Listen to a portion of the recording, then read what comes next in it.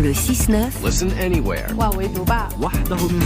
sur France Inter. Géopolitique avec Gallagher Fenwick. Bonjour Gallagher. Bonjour Ali. Ce matin, cap sur la Libye où la France compte déployer un hôpital de campagne. Exactement Ali, dans une terre qui ne nous est pas totalement étrangère à nous Français. Précisons d'abord que contrairement à d'autres nations, dans cette région du continent africain, la Libye n'a pas été une colonie française, elle fut italienne. Il n'y a officiellement pas de base militaire française sur place et nos échanges commerciaux avec ce pays sont très limités. Ils se résument principalement à des importations d'hydrocarbures. Selon le Trésor français, cela fait de nous un partenaire commercial secondaire pour la Libye. Mais nous avons tout de même sans doute une dette à l'égard de ce pays. L'aide que nous essayons d'apporter dans la ville dévastée de Derna, dans l'Est, en Cyrénaïque, vient donc peut-être solder une partie des arriérés que nous avons laissés sur place durant un épisode de l'histoire récente. À quoi est-ce que vous faites référence précisément, Gallagher ? À l'intervention sur le territoire et dans les cieux de la Libye en 2011. À l'époque, nous sommes en plein soulèvement au cœur des printemps arabes, sans doute mus par l'envie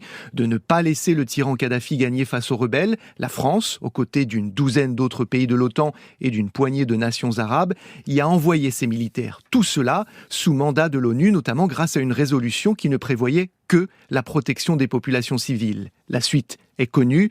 Kadhafi est mort aux mains d'un groupe de rebelles.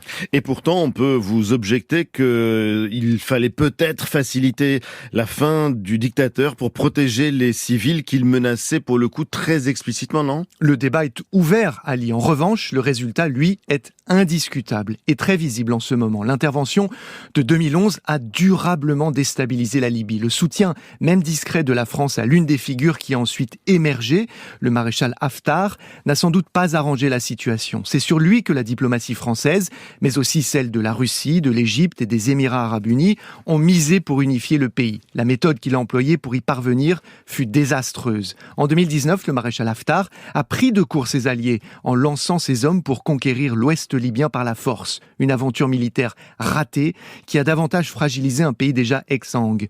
Le drame actuel de Derna illustre à quel point les infrastructures libyennes sont défaillantes. Sur place, le représentant de la France salue fièrement l'arrivée de l'hôpital militaire en provenance de l'Hexagone et se prévaut de pouvoir parler à toutes les factions du pays. Il parle de jouer les médiateurs, de quoi relancer une diplomatie au point mort dans ce dossier. La France s'y est déjà essayée par le passé, mais elle doit aussi à la Libye de ne pas y renoncer. Merci Gallagher Fenwick, c'était Géopolitique à